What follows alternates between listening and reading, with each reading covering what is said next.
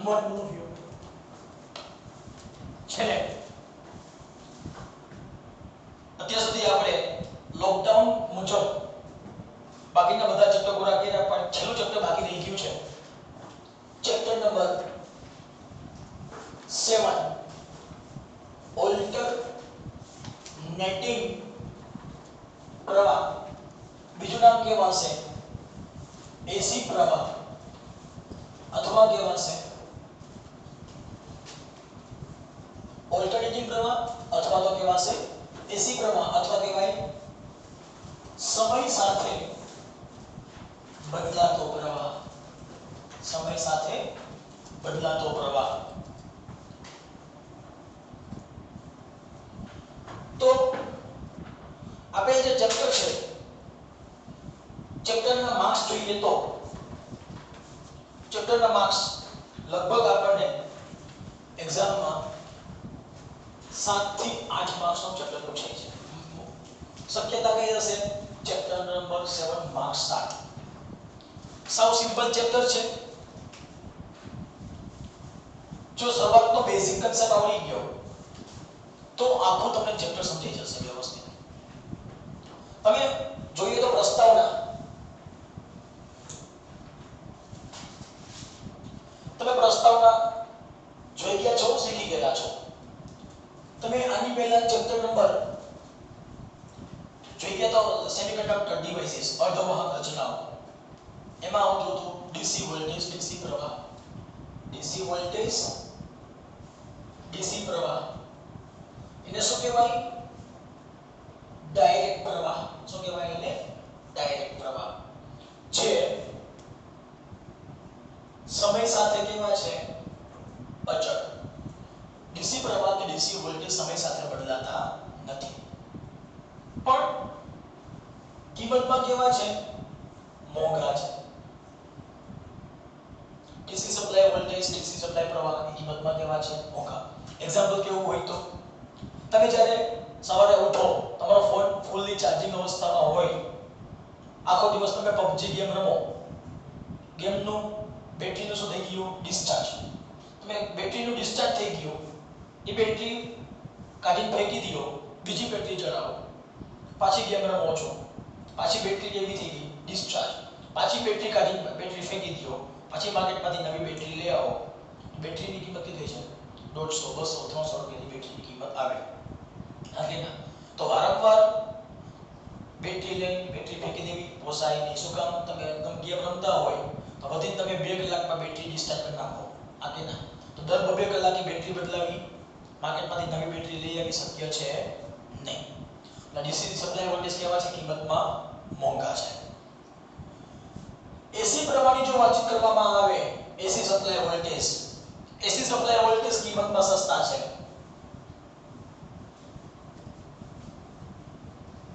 કઈ રીતે? બેટરીનો વિકલ્પ ભૂલી જાઓ, બેટરી કાઢવાની ફેંકવાની નથી. તમારા ફોનને શું કરવાનો? પ્લગમાં ચાર્જિંગ ભરાયું, સ્વિચ ચાલુ કરી દો, 2 કલાક પછી તમારી પાસે બેટરી ફૂલ્લી ચાર્જિંગ થઈ જાય છે. આગેના તો 2 કલાક મોબાઈલ ચાર્જિંગમાં પડ્યો હોય તો તમારું લાઇટ બિલ 5 રૂપિયા પણ આવતું નથી. તો એ 300 રૂપિયાની બેટરી આવતી હતી, આ કેટલામાં થઈ ગયું ચાર્જિંગ તમારું હવે? 5 રૂપિયામાં. આગેના તો એસી સપ્લાય વોલ્ટેજ કિંમતમાં સસ્તા છે. બીજું એ જે કંપની પ્રોવાઇડર છે, કંપની પ્રોવાઇડર કયા? ગુજરાતમાં પ્રવાહ ક્યાંથી ઉત્પન્ન થાય છે? વોલ્ટેજ કચ્છના મુંદ્રાકોટમાંથી ઉત્પન્ન થાય છે. ત્યાંથી અદાણી વાળો આપણને પાવર મોકલે, તો એ જે પાવર આપણે સુધી પહોંચે છે, એ પાવર ક્યાં સુધી શેમાં પહોંચે છે? એસી સપ્લાયમાં પહોંચે છે. જે બધી થાંભલાઓની તારની લાઈન છે, બધી લાઈનમાં એસી પ્રવાહ અને એસી વોલ્ટેજ આવતા હોય. એનો ફાયદો શું? કે તમે ટ્રાન્સફોર્મરની મદદથી ઇચ્છિત ક્રમના વોલ્ટેજ મેળવી શકો. મોબાઈલની બેટરીમાં ચાર્જિંગ કેટલા જોઈએ? ધારો કે 9 વોલ્ટનું ચાર્જિંગ જોઈએ તો તમે ચાર્જર ભરાવો છો, એડેપ્ટર, એમાં એડેપ્ટરની ટ્રાન્સફોર્મર આવેલું હોય તો તમે 9 વોલ્ટના તમે બેટરી ચાર્જિંગ કરી શકો. તો કે 4 વ્હીલની બેટરી છે તો 4 વ્હીલની બેટરી 12 વોલ્ટની આવતી હોય, તેનો પ્લગ અલગ હોય, મીન્સ લગાત છે એનો જે એડેપ્ટર છે એડેપ્ટર તો ટ્રાન્સફોર્મર કેટલાનું હશે 12 વોલ્ટનું હશે તો તમે 12 વોલ્ટ પર ચાર્જિંગ કરી શકો ડીસી સપ્લાય વોલ્ટેજ ફિક્સ છે તમે ગામમાંથી બેટરી લઈ હોય 9 વોલ્ટની બેટરી લેવી એ બદલાઈ શકતા નથી પણ એસી સપ્લાય વોલ્ટેજ તમે નિશ્ચિત ક્રમના વોલ્ટેજ ચાર્જિંગ કરી શકો તો એ ફાયદો થઈ ગયો આમ AC supply voltage AC current AC voltage એ વ્યવહારુ દ્રષ્ટિએ પણ ખૂબ જ ઉપયોગી હોવાથી વ્યવહારમાં કોનો ઉપયોગ થાય છે એસી નો ઉપયોગ થાય છે ક્લિયર પણ પ્રસ્તાવનામાં અત્યારે ડીપમાં જતો નથી સીધી આપણે ચેપ્ટરમાં જતા રહીએ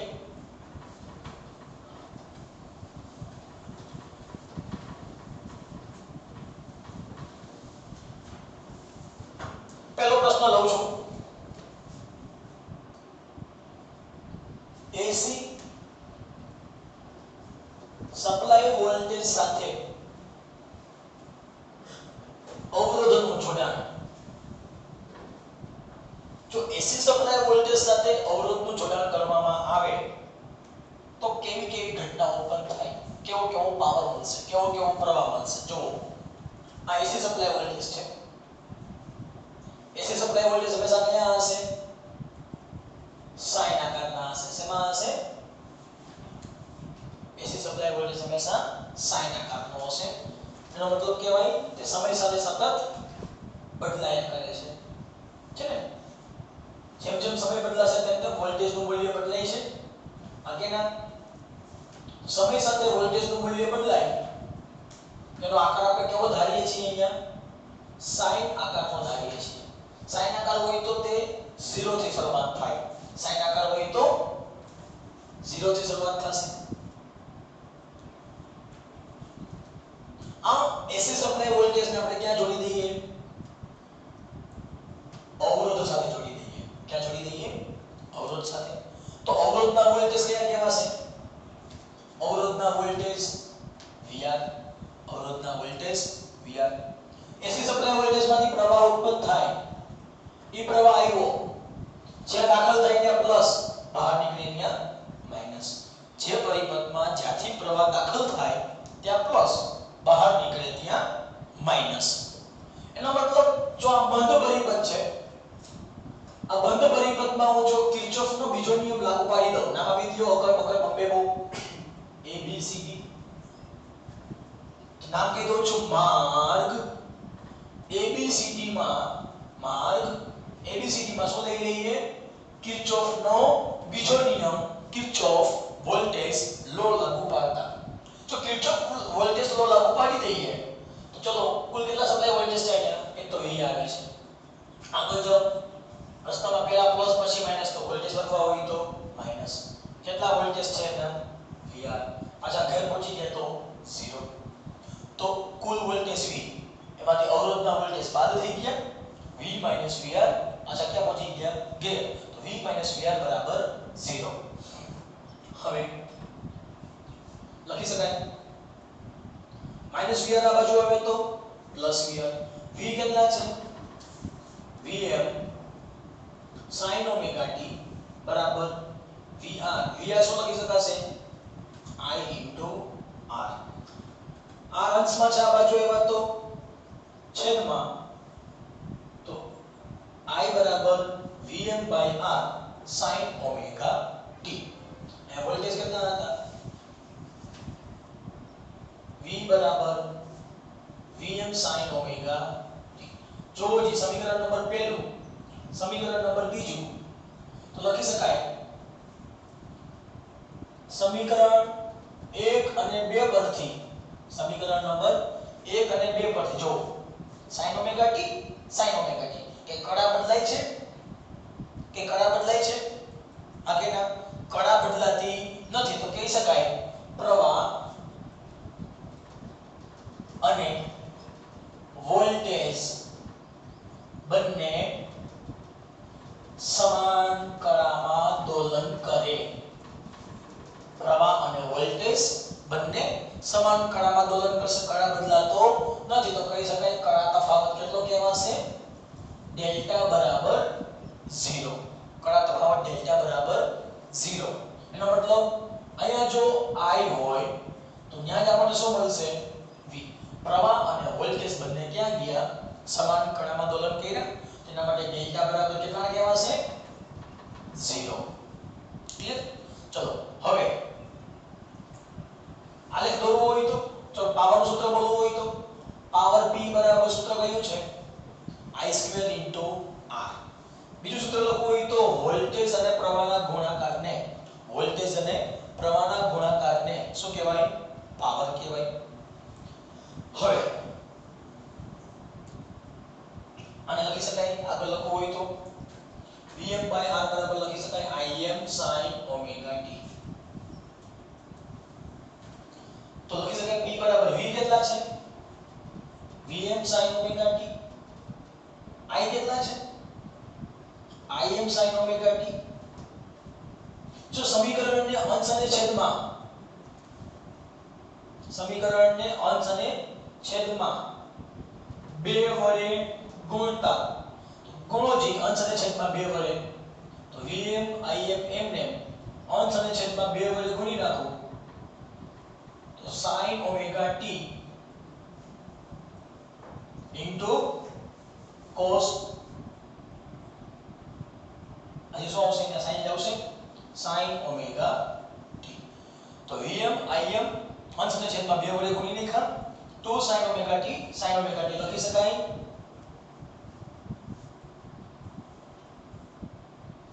2 sin² omega t. જ્યાં બેસમાં સૂત્ર છે 2 sin² θ બરાબર 1 - cos 2 θ. 2 sin² θ બરાબર 1 - cos 2 θ સૂત્ર છે બેસની અંદર. તો લખી શકાશે અહીંયા P બરાબર Vm Im/2 આ લખી શકાય 1 - cos 2 omega t. લઈ જાઓ અંદર P બરાબર Vm Im/2 Vm Im cos 2 omega t છેદમાં 2. સમીકરણ નંબર કેટલા મૂકી દઈએ આને? 3. અહીંયા પ્રવાહ વોલ્ટેજ સાથે સમય સાથે બદલાય છે. એ વોલ્ટેજ સમય સાથે બદલાય છે. સેમ વસ્તુ શું આવશે?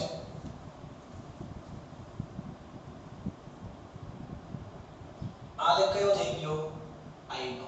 સૂત્ર શું બન્યું? Im sin omega t. Voltage અને પ્રવાહ. તો વોલ્ટેજ 0 તો પ્રવાહ 0. વોલ્ટેજ મહત્તમ તો પ્રવાહ મહત્તમ. વોલ્ટેજ 0 તો પ્રવાહ 0.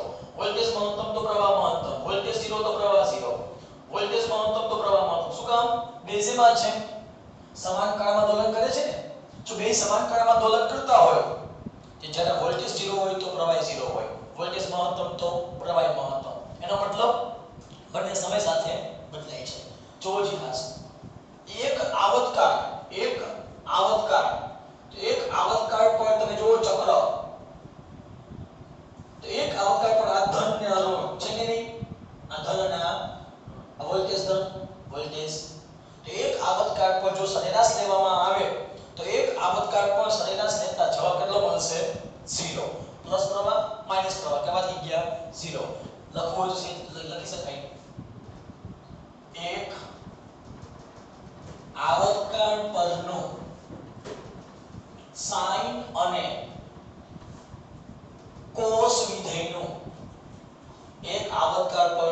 sin અને cos વિધેયનું સરેરાશ મૂલ્ય કેટલું થઈ જાય? 0 થાય. બાકી યાદ રાખજો એક આવર્તકાળ પરનું sin અને cos વિધેયનું સરેરાશ મૂલ્ય કેટલું થઈ જાય? 0. એટલે કહી શકાય v બરાબર એવરેજ ઓફ v બરાબર સંકલન 1/t 0 થી t v into dt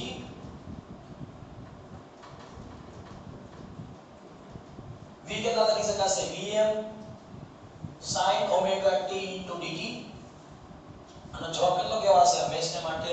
0. એ જ રીતે એક આવર્તકાળ પર ખૂણો કેટલાનો હોય? એક આવર્તકાળ પર ખૂણો કેટલાનો હોય? 360. તો લખી શકાય 1/2π 0 થી 2π v into d theta બરાબર vm sin theta into d theta બરાબર જવાબ 0. સેમ તમે પ્રવાહ માટે પણ લખી શકો. શું લખી શકાય પ્રવાહ માટે 1/t 0 થી t im sin omega t dt એ પણ જવાબ કેટલો કહેવાશે 0 કહેવાશે. કોના માટે પ્રવાહ અને વોલ્ટેજ. આ પણ શું લખી શકાય 1/t 0 થી 2π 1/2π 0 થી 2π im sin theta into d theta જવાબ કેટલો કહેવાશે 0. થઈ ગયો એક આવર્તકાળ. આ એક આવર્તકાળ નો સરેરાશ પ્લસ મૂલ્ય અને માઈનસ મૂલ્ય ઈ કેટલું થઈ જાય 0. તો લખી શકાય સરેરાશ પાવર શોધવા માટે સમીકરણ નંબર 3 પરથી સરેરાશ પાવર શોધવા માટે સમીકરણ નંબર 3 પરથી શોધો સરેરાશ પાવર. સરેરાશ પાવર ક્યાં મળશે આનો ઘનો સરેરાશ અને બીજી વસ્તુ લખી નાખો એક આવર્તકાળ પરનું sin અને cos નું સરેરાશ મૂલ્ય 0 થાય અને અચળ પદનું સરેરાશ અચળ પદ પોતે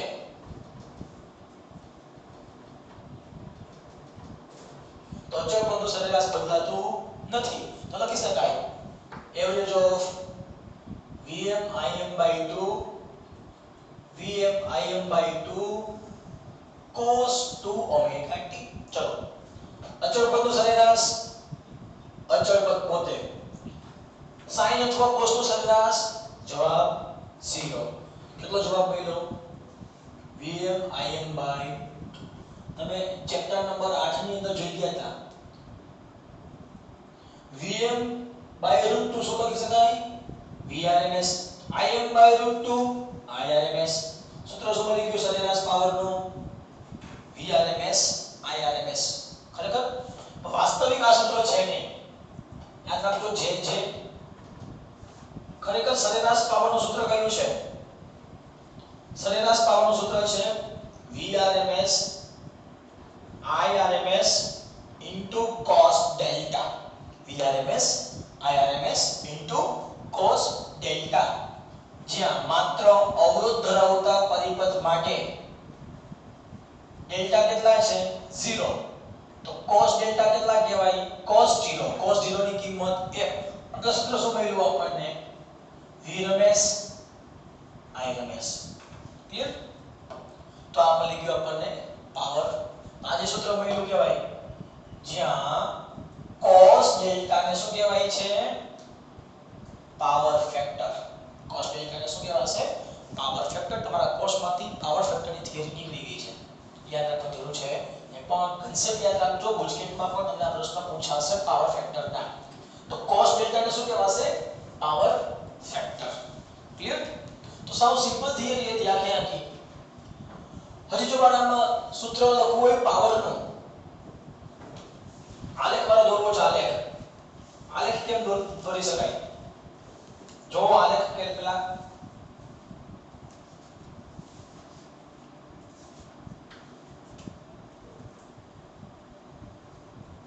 આ શું મળી ગયું વોલ્ટેજ પછી અહીંયા શું મળ્યું પ્રવાહ. આ શું મળ્યું પ્રવાહ.